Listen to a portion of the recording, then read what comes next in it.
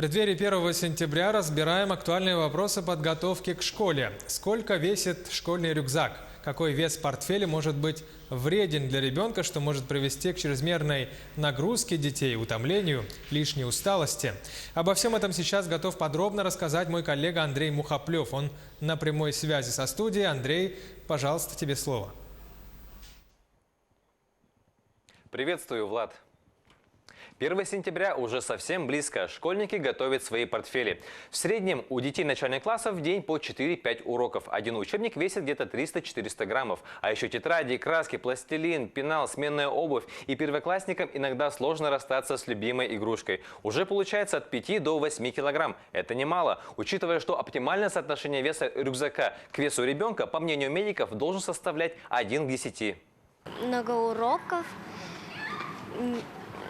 Нас говорят, надо таскать учебники каждый день.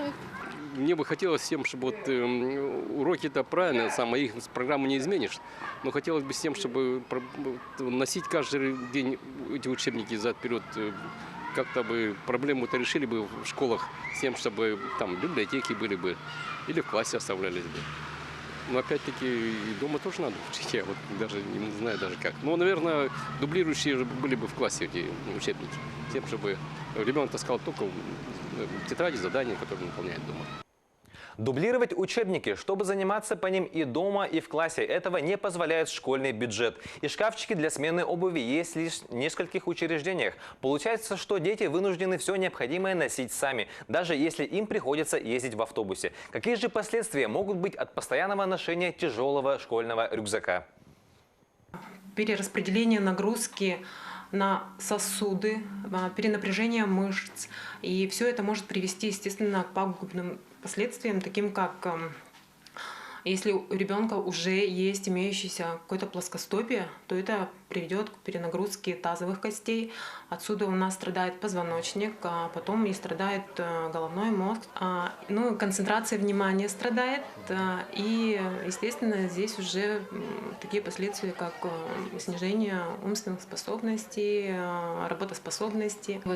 Это же сосуды лимфатические, кровеносные. Они все равно страдают, когда идет передавливание. То есть нет питания мышц, грудной мышцы. То есть в более старшем возрасте может привести к негативным последствиям. У девочек я имею в виду. Как же сохранить осанку и здоровье ребенка при избыточном весе его портфеля? Если вес рюкзака все-таки превышает 10% от массы тела ребенка, то необходимо освободить портфель от всего, что не имеет срочной необходимости. Также нужно приобретать лишь каркасные рюкзаки, которые хорошо держат форму. Лямки должны быть широкими и S-образными. И самое главное, нужно укреплять мышцы спины ребенка. Ни одна физиопроцедура или массаж не сделают спину крепкой, как физические упражнения. Поэтому желательно занимаемся спортом, а в идеале плаванием. При этом обязательно надо координировать режим труда и отдых ребенка. Школьник не должен засиживаться за учебниками более 40-50 минут. Рекомендуется менять положение, прилечь или, напротив, заняться физкультурой, или просто выйти на улицу. Также необходимо обратить внимание на обувь ребенка. Постоянные нагрузки на спину могут вызвать плоскостопие, а это, в свою очередь, может привести к перекосу таза и деформации осанки ребенка в будущем. Берегите здоровье детей.